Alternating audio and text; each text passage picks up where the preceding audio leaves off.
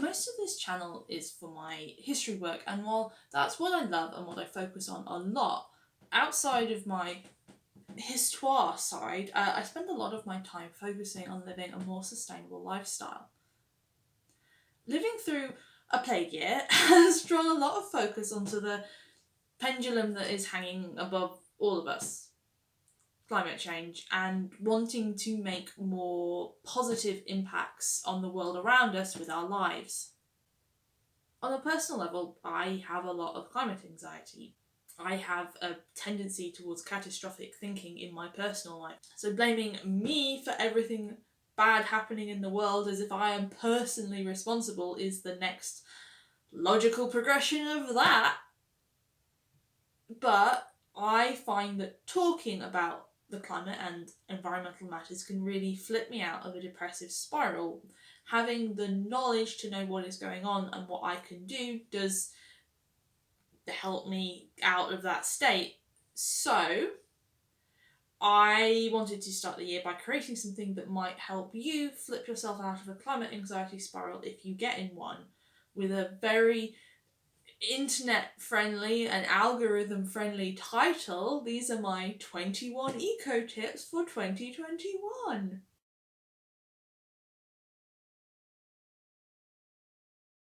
So I put this one first because I think it's the most important. I think a lot of us really struggle with sort of the existential nature of climate change, that every single thing we do might possibly make the world a worse place, and this is our personal responsibility. But it's not your fault. None of this is your fault, not unless you personally own $1 billion fossil fuel company, but then why are you here? The consuming nature of capitalism has not been created by you, and none of us can escape from that. The choices that you make have been created by a system that is out of your control. And the sustainable choices that we are able to make are dictated by the individual circumstances that multiple recessions, wealth aspiration, material-driven society have allowed us to have. The fact that I am able to make radical changes in my lifestyle is because I have been sectioned off from society and have not been working because of my disability. The fact that I work from home means that I have the time to make my life greener. But the demands of a 40-hour working week, well, that'll soon be changing. Tories are getting rid of working regulations, but the demands of a 40-hour working week are grueling and they're exhausting, and they don't give us the mental or emotional time to make substantive changes in our lives. It's kind of the point of the system. When you spend hours commuting, hours in the office, hours getting back home, you've got to grab the pre-packaged meal, the quick cleaning solution, the coffee to go, the clothes that don't need ironing, the clothes that could be thrown away when you get a hole in them because you don't have the time to look after them. Those are features built into capitalism to keep it going, and you don't necessarily have the power to change those elements. So the climate crisis is not your fault. Don't feel guilty that there are sustainable choices or changes that you cannot make because of your financial or living circumstances. There is no individual responsibility for the climate crisis, but we can feel empowered to make individual choices when we can.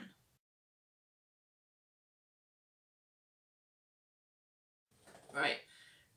You know the situation. You're on a climate activist group on like Facebook, and then suddenly there's this white guy pops up and he's got a terrible beard and he's posting, "There are too many people on the planet, cutting back on the population's the only solution to this problem," and then poof, he vanishes, never able to elaborate further or explain, who he thinks deserves to be killed off so he can continue with his life. Oh honey, just say it. I know exactly who you think doesn't deserve to live. I know exactly how unwelcome, for example, the disabled are in certain climate circles, so you might as well say to my face who you think is unworthy to survive. Oh no, wait, I've had that. I've been told that I take up too many resources and that I should face more punishment when the end times come. The idea of overpopulation might sound like it's scientific or based on reality. It's not. It's just the new face of eugenics and fascism. Eco-fascists will tell you that humanity is a virus and the natural world can only survive if we're gone, which is nonsense. The planet has more than enough resources to feed everyone on here. It's enforced scarcity that causes a huge amount of problems, and an overwhelming percentage of the world's most wildlife-rich areas are monitored, sustained and cared for by indigenous groups in the global south. Indigenous groups who've been facing the imminent prospect of extinction for many centuries because of the actions of colonial powers. It's pretty arrogant and racist for us in Europe and North America to decide that all of humanity deserves to die because our way of life might be threatened by climate positive societal changes and we might have to live like those we see as beneath us. Ugh. Overpopulation, climate doomerism, they're just the new faces of racist eugenics and climate denial. So when you see that guy log on and he's spouting his nonsense, ignore him, roll your eyes, don't listen to him, block him, don't engage, because he's wrong and he's trying to fill you with hopelessness and a bit of racism. So just don't engage, just get rid of him, boot them, because it's nonsense.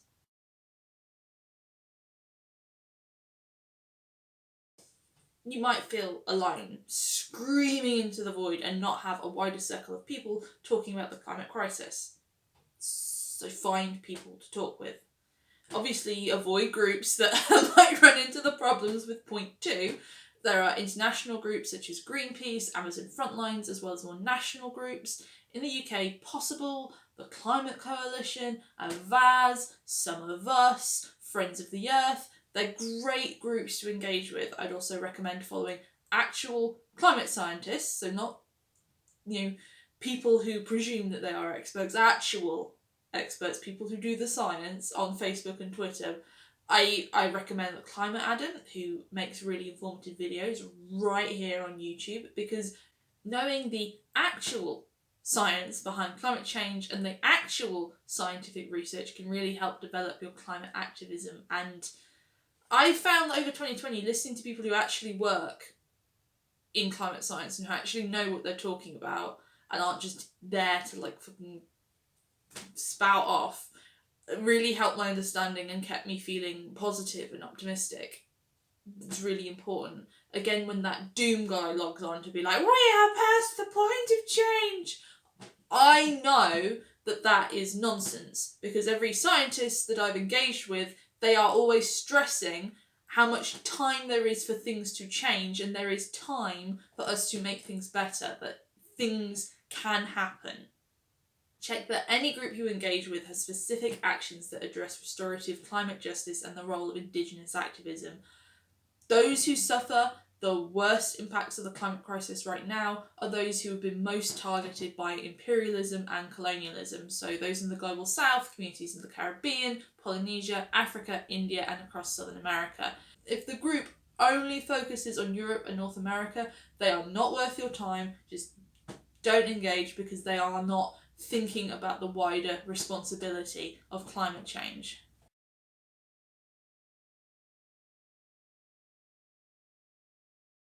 A lot has been said on the pros and cons of tree planting. So done wrongly, tree planting can make things worse. But done correctly, restoring woodlands absorbs carbon, it provides environments for wildlife, and it restores native plant life.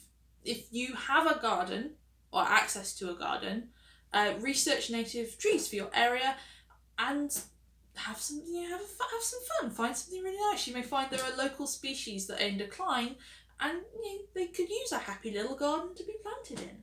I did that with my garden. Do you know that juniper trees are almost extinct in the UK? But I planted some in my garden, and when they're big, they will have berries on for making gin, and they will feed moths, and they will feed me, and I will be quite happy with that. If you're part of a community, you could work with local authorities to plant a community orchard, or engage in forest school, or push for protecting tree cover in your local area. In the UK, the Woodland Trust provides free tree planting packs for community groups. So you can get them for a school, you can get hedgerows, you can get all sorts of things. So get involved with local campaigns to support forest regions both at home and around the world.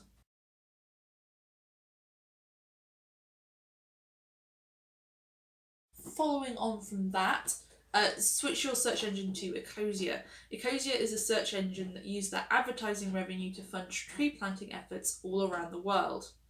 So what I especially like about their efforts is that they work with local charities. So they don't sort of go in and presume they know everything. They talk to local climate groups or local wildlife groups and focus on regenerative agriculture in regions that have been most impacted by climate change and the effects of colonialism. So Peru, Brazil, Madagascar, Nicaragua, Haiti, Colombia, Spain, Morocco, Senegal, Burkina Faso, Ghana, Ethiopia, Uganda, Kenya, Tanzania, and Indonesia.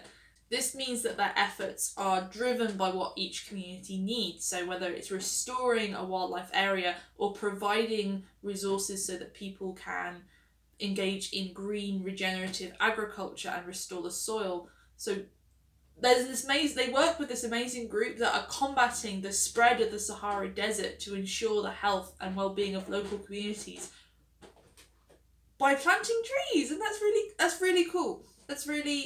It's focused and community driven, and their platform works on desktop and mobile, and they can also show you when you use their search engine which websites or companies are promoting climate science, are a greener option, are reliable on reporting on the environment, and that's always a plus. So you can use your internet browser to make better choices. And they also have videos where they talk to their planters, and you can feel it's a real worldwide community, which is nice.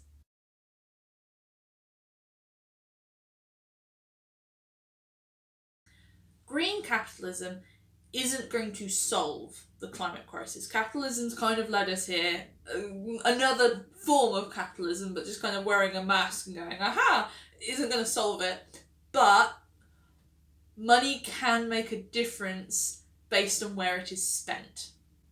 Big energy companies like Shell talk a big game about how they're focusing on green solutions, but that's a lot of hot air fueled by continuing to drill for oil. Research into a green energy company that used their funds to continue investment in renewable energy and switch to one of them. Just do it if you're able. Switch to one of them.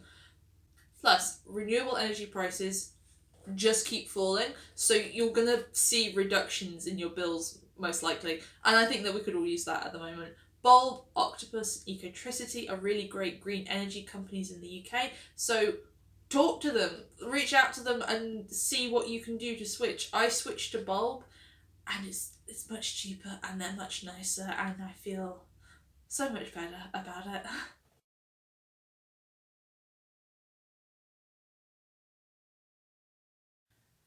Banks make their money by investing your money, and they invest billions in the fossil fuel industry.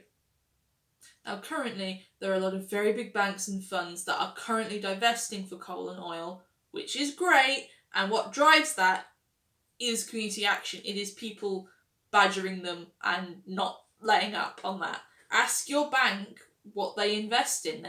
They should tell you. You can go in there and demand that they tell you. If you have one, ask your pension fund what they invest in. If either of them invest in fossil fuels, move to a different bank and tell them to do one. Ethicalconsumer.org have a great guide to green banks and pension funds that actively invest in renewable energy projects around the world. So get your workforce, get your union involved in fund divestment, which is a great way to talk about the climate crisis, and it can make a real difference. Coal and oil continue because they have investment money put into them, and the more we squeeze that investment, the more likely it is that coal and oil will shrivel up. Barclays Bank are the world's biggest investor in fossil fuels and fracking and arms dealing.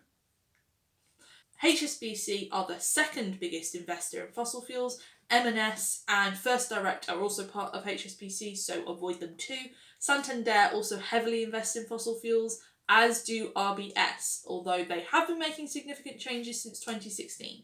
I have a building society, so I have much less. I already checked what they invest in. And speaking of sticking it to banks and energy companies,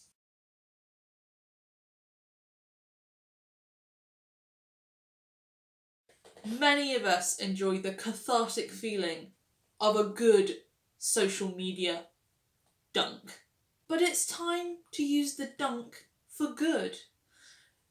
Shame fossil fuel providers online. Just do it. Shame banks that pour billions into the fossil fuel industry each year. Just pound them relentlessly and without remorse. And yeah, this can have results. The destructive coal mine proposed by Adani 10 years ago in Australia has yet to be built because of campaigners relentlessly contacting the company and any bank that has tried to work with them. The higher levels of Shell at the moment are currently fractured and being destroyed by infighting about the company's future because the public won't let it die that they keep drilling for oil. The perception of the company is so negative, it's changing how they want to conduct their business. And forcing them to change their ways by trolling them is cheap, it's cost effective, you don't have to do much more than sit on your bum, and it's fun!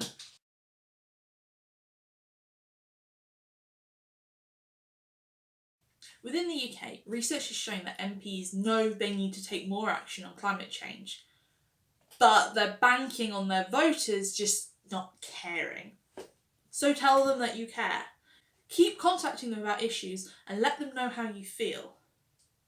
We Are Possible have a great guide how to talk to your MP and encourage them to be as passionate about the climate as you are. Oh, and make sure that you're registered to vote and you question candidates on their commitments to the climate crisis. I appreciate that this advice is easier to follow in some countries more than others. There are many areas of the world, such as Honduras, where taking climate action can be really potentially dangerous. So do what you feel safe doing and what you are able to do. I might not physically be able to go to protests, but my MP had to send me a roundup of his climate action at the end of the year because I wouldn't stop emailing him. So he definitely knows who I am and my concerns for the environment. And I'm not going to let up and stop talking about it anytime soon.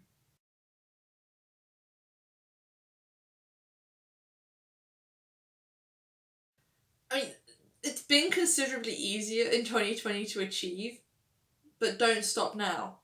Cutting down on flying is one of the most effective ways to cut carbon from your life. A return transatlantic flight, just one, uses as much carbon as using your car every day for an entire year. And I know there's a lot to say about personal carbon footprints and that, but that's a lot. It's a lot. And that doesn't mean that you should stop having holidays and enjoying yourself. I made the commitment last year to only travel by train. Just be like, if I'm having to go anywhere, I'm just going to do it by train. And I took a 1,000-mile journey on a sleeper train through Europe all the way to Portugal. And it was so much fun. It was so much fun. Airports and airplanes just trigger the worst side effects of my disability. And travelling by train was so much less stress. It was so much easier than any international travel I've ever done. You get a room with a toilet and you can sit in it and you can read and there's a charger point and there's a buffet car and you can lay down in bed and go to sleep. I met so many great people and I never had to worry about that rush to the gate or breathing in recycled air or pressure changes or the utter fear of developing symptoms that can't be managed in the middle of an airplane and feeling helpless. I hate airports. Other disabled people will know that travelling into an airport is like being in a cage that you can't get out of, and it feels so pressurised and so miserable. And I didn't have to worry about that because I could go to sleep on my train bed and not worry about what I could and could not do because I was comfortable and I had a blanket and I could go to the buffet cart and get a hot meal whenever I wanted one. I mean, what's not to love? And it was so much cheaper.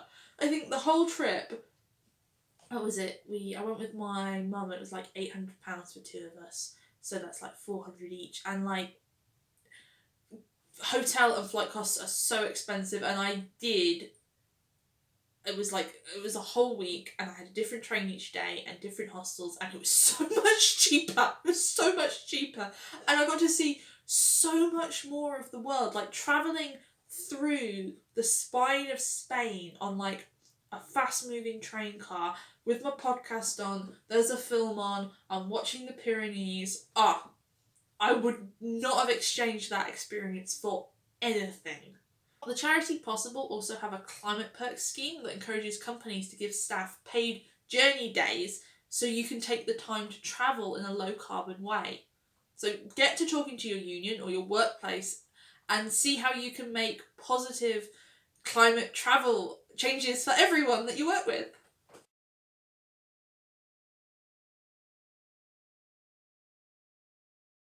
Okay, guess this is the right time to bring up that I am a vegetarian. We've got this far through the conversation. I'm still a relative newbie to the plant-only lifestyle. I gave up meat not last summer, the summer before. I can't remember, 2020. I gave up meat in 2019 after I learned that vegetarians have half the food-related carbon footprints of meat eaters. And of course, vegans have even less of a footprint.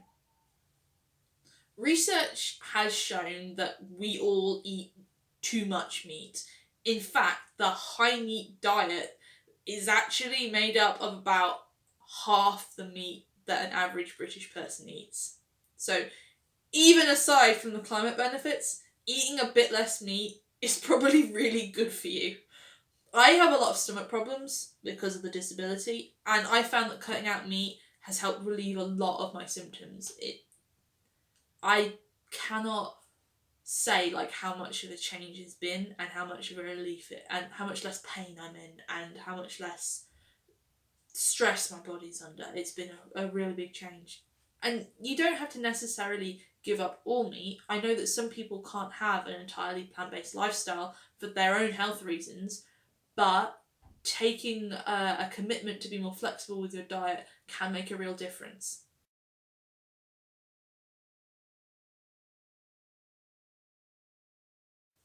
Following on with that, try to eat more in tune with the seasons. It lessens the carbon cost on items and the distance they have to travel. You shouldn't be having strawberries in the middle of December. They also taste best. Food tastes best when it's in season, so, win-win.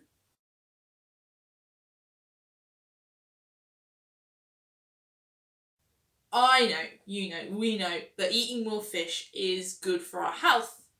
But unsustainable fishing policies are leaving plastic waste in the oceans and devastating aquatic ecosystems. The Marine Conservation Society have a great app called the Good Fish Guide that is a full guide to sustainable seafood. It tells you the conservation status of different species, how they're fished, and whether you should be eating them at all. You can download it right on your phone, and I've used it all the time at restaurants, shops, making better choices when I'm buying fish.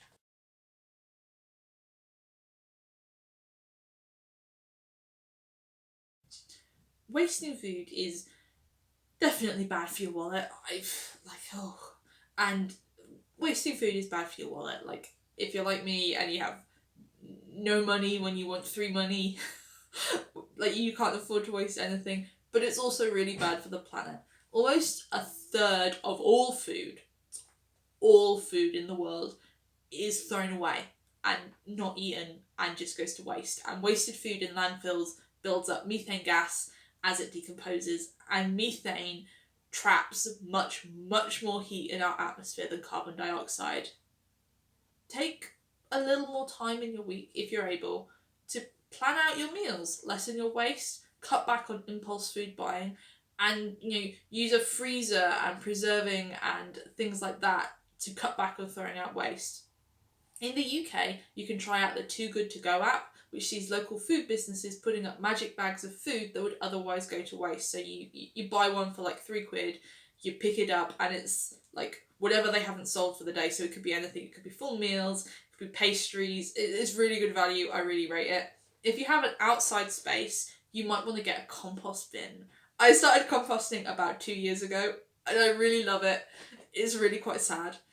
It means that any food waste that we produce as a household breaks down naturally. It goes back into the soil. I use it to fertilise my vegetable patch, and because it breaks down naturally, it's not trapping in or building up methane gases, or everything is just going back into the soil, baby.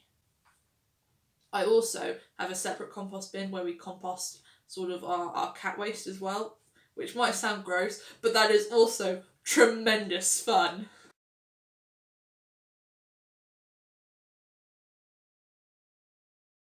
This will hit different depending on what your circumstances are. Maybe you only have a windowsill or a shared area, or like me, you have a full garden that you can transform.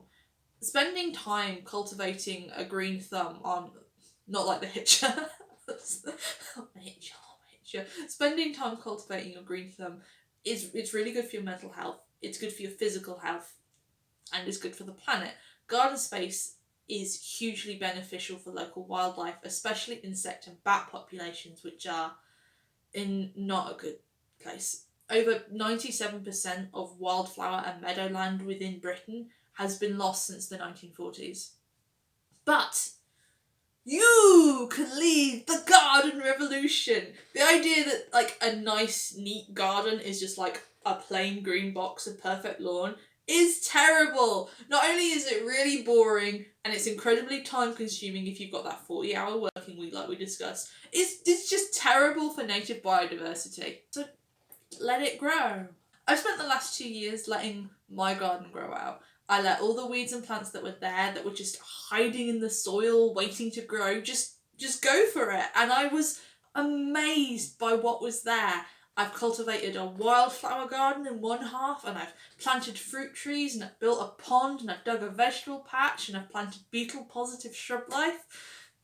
Okay, I have the advantage of time and a good-sized garden, but it means I've been able to do a lot more than what you might be able to do. But I've seen such a huge difference. This summer, my garden was full of bees and beetles and caterpillars and butterflies, and that happened because of something I did, and I could see that tangible difference that I'd made in my local area. It was really lovely. So give over space for plants to grow in your garden. Or if you don't have a garden space, think about what you could put on your windowsill or your balcony or in pot plants. Or if you can't do that, maybe there's a space in your local community that can use a little brightening up. Plant Life have a great campaign to encourage local councils to let verges and green spaces in towns grow wild to encourage insect populations, and you should definitely check them out and get involved.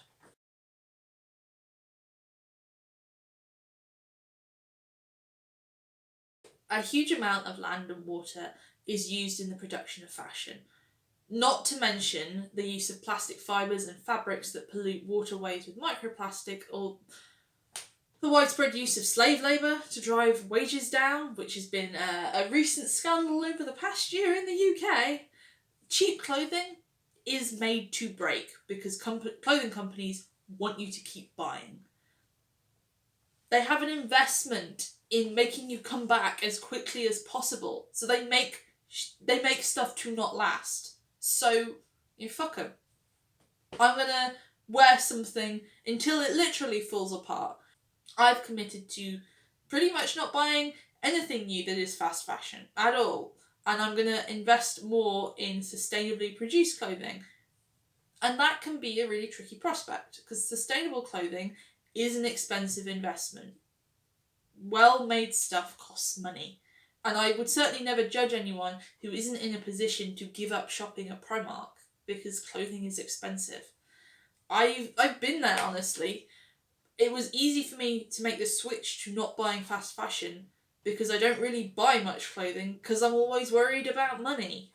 I have no money when I want 3 money. That's why second-hand clothing apps have made a real difference for me. Depop, Vinted, eBay, even Facebook sales. You can get some really good deals on amazing pieces. And when you can, explore options for sustainable and carbon neutral clothing. There's a lot of amazing companies out there using regenerative agriculture or repurposing materials that would otherwise be wasted. Come on, there's probably a huge whack of your wardrobe that you don't even wear. Stop buying it in the first place, sell it on to someone who wants it, and spend your money on better things. You see this top? I've had this since I was 13, and I've just taken really good care of it, and now it looks all like it looks distressed, as if distressed on purpose instead of about 15 years old.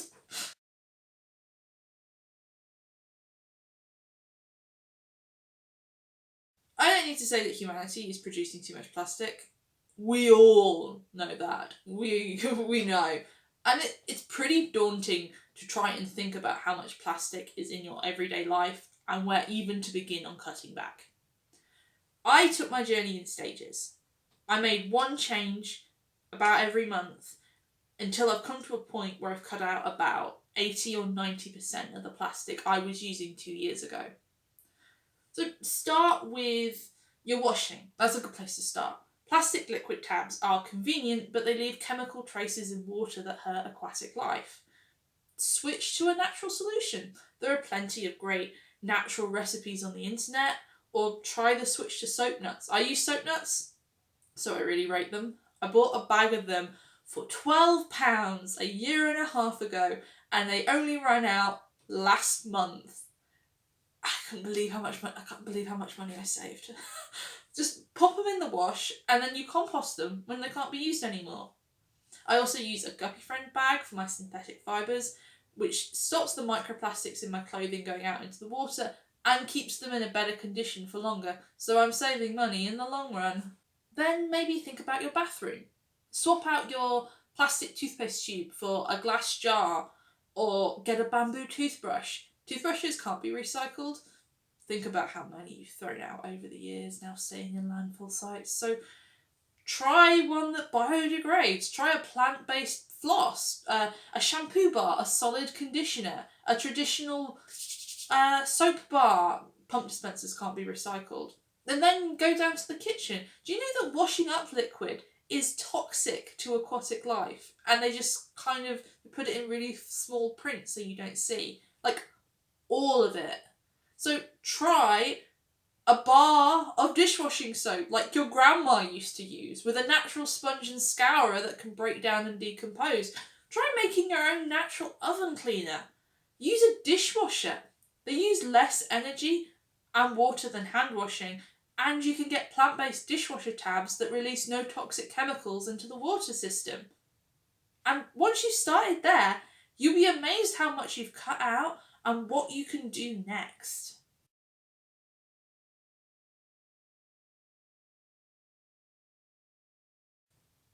Buying stuff makes me happy. I know. I'm a woman of simple tastes.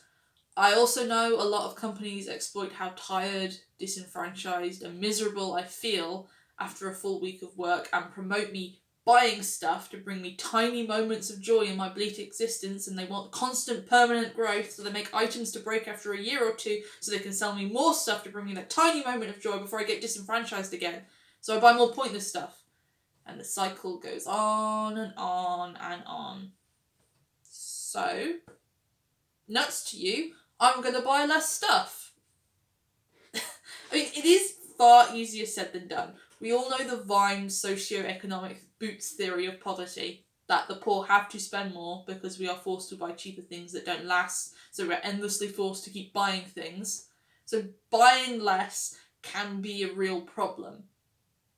Try to pick something to give up on buying for a set period of time and see how you do with that. It might be chocolate bars.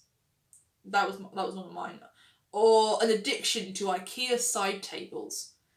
We all need to consume less and think about what we buy more.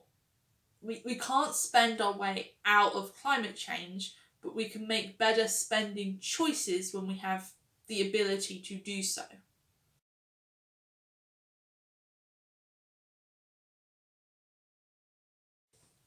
cars have become less polluting over time, which is good, but they also run on fossil fuels, which is very bad. There is a great wave about moving to electric cars lately, especially in the UK, where petrol cars are going to be phased out by 2030, and switching away from petrol will drastically cut down carbon emissions just around the world. The range of electric cars is increasing, charging stations are being built in more locations, and prices are dropping and dropping. It's actually one of my resolutions this year to switch to electric. I do have a car, because where I live does mean I have to use a car. I mean, I try to use my car as little as I can, but switching to an electric vehicle will make me mentally feel a lot better, and it will also probably save me a bit of money because I can charge it at my house. But I'm in a position where I can move to an electric car, and moving away from a petrol car can be really difficult. We all want to have our car emit less pollution. We want to be able to walk to the shops or to use bikes more or electric scooters. But especially within the UK, urban centres are increasingly built around promoting car use. Public transport funding has been cut, bike paths removed, and the distances from homes to resources to shops to places you need to go is increasing, making it harder to walk there. Try to travel using low carbon methods when you can. Campaign and promote public transport funding, and don't be the kind of person to talk nonsense about the fact that the disabled or elderly might always have to use cars. That's not my fault. I got a disability. Don't give me shit for the fact that I can't walk as well as able-bodied people. Any climate activism that does not include the needs of the differently abled ain't worth a damn.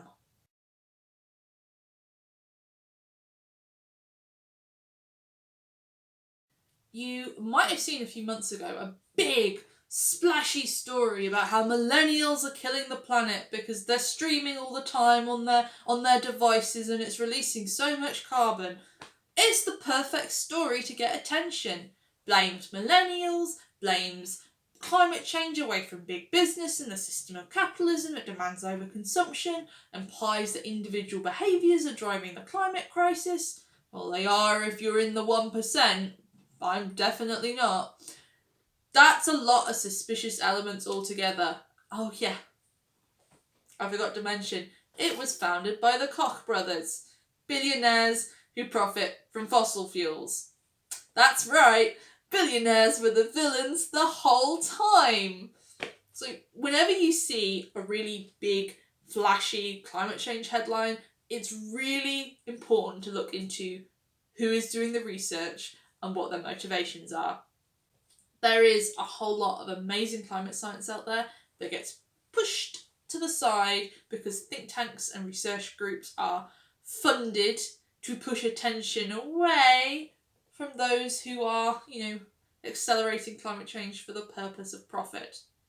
Anytime you see a headline that makes you go, that seems really exploitative and news attention grabbing, take a couple of minutes to look into who exactly is behind that news.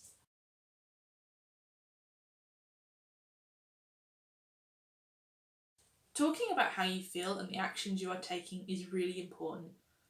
So many of us are scared and worried and don't know where to turn. So we need to talk openly about those feelings, about how we are doing, about what things we are doing. Being engaged and talking about climate change can have a huge impact on how others think and respond to the crisis. I've had a lot of people tell me that the things I do or say, because I don't shut up about the climate, it's made them reevaluate how they behave and the actions that they take, and that makes me feel a little bit good, but makes me feel that I'm not alone. So get chatting, find local climate change groups and volunteer. Talk to your friends, talk to your family. Be active, be informed, be ready to change the very small section of this world that you have power over. Climate change is big, and it's scary, and it's happening so much faster than I ever thought it would do. My science teachers at school very specifically told me that climate change was hundreds of years away, and the more pressing concern facing humanity was the fact we would be running out of oil soon. And I'm like, babes, I'd be very happy if oil ran out, because climate change is here, it's now. The more I've learned, the more optimism I found. I've become more and more positive because more and more people are involved to fight for a better future. The 5th anniversary of the Paris Climate Agreement has just passed, and when that was signed in 2015, humanity appeared to be on a path to head straight for 4 degrees or more of warming, so a position where the really bad position. But in 5 years, the optimistic range for warming has lessened to 2.1 degrees. Now, that's still not great, and we've just had the hottest year on record. But isn't that amazing? That's a huge potential decrease in only 5 years. Because there's always time to change. There is time to fight. You can do so much. These are only my suggestions for where you can start. We can all keep fighting and keep pushing and be so annoying that they have to save the planet just to shut us up. So, not to be a downer to start your 2021, but use this year, use the time that we have, because the governments have not dealt with the pandemic, to make a change that you are proud of, that you are happy of, that you're happy with. I know that this year I'm going to get my electric car, and I'm going to use the government Green Homes grant, and I'm going to get solar thermal panels, and I know that decreasing my carbon footprint isn't the solution. I'm not personally responsible, but with every change that I make, I know that I'm making things a tiny bit better. And when people talk to me about what I do, and they go on to make those better changes as well, and I can see it like a ripple about how if we stay positive and stay making these changes, we can work and come together to make things better. And also, don't stop harassing Tory MPs about the climate crisis. Like, all they want is your vote. Make it clear what you want to vote on and what you would vote for. That's my advice. Don't stop trolling Shell. They suck. Have a good 2021. My cat is licking a bottle.